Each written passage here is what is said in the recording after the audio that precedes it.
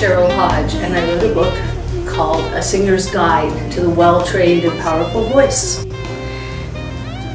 Getting a book and MP3s that go with it can be a little bit daunting sometimes because you can't always really see what the body is doing or visualize it. So I decided to give you just a few samples of what I'm looking for from that book. And in the process, you're going to get a couple of free vocal lessons, so to speak. Very short ones. These vocal lessons are not meant to replace full-length, long vocal lessons.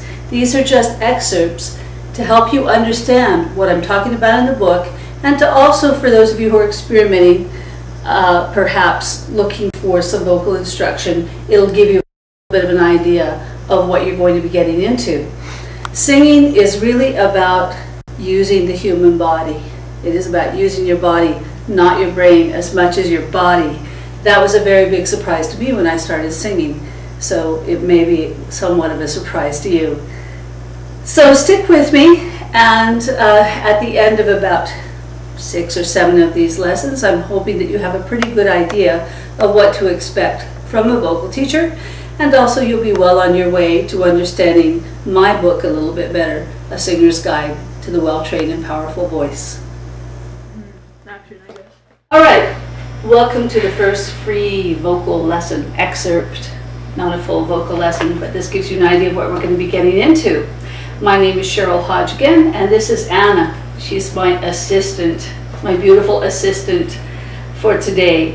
And she is going to be showing you echoing things that I say. And so I'm going to be talking a lot about the body right now.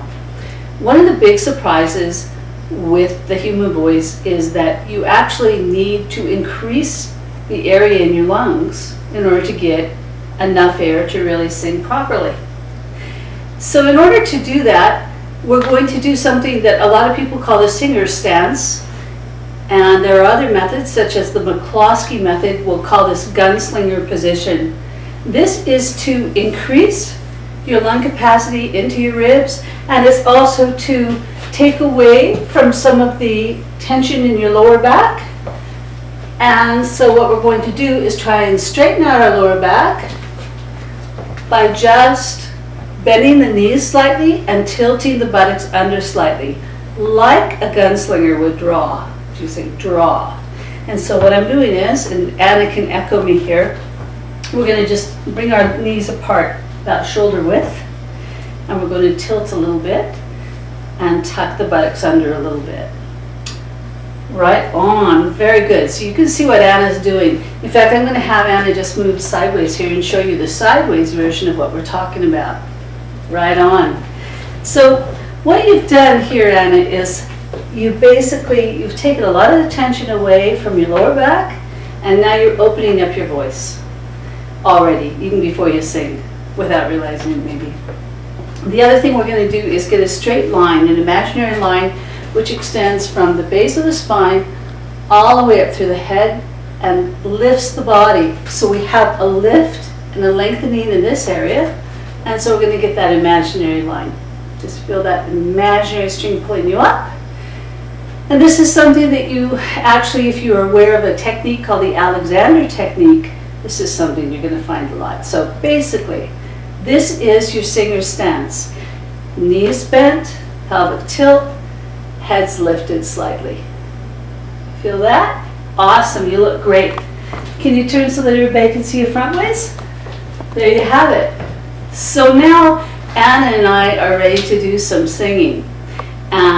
But before we do that, we've got to really go over breathing. So the next thing you're going to see is going to be a little bit about breathing. That'll be in our next excerpt. Breathing. All right. Why is that so important? Because breath produces a good tone.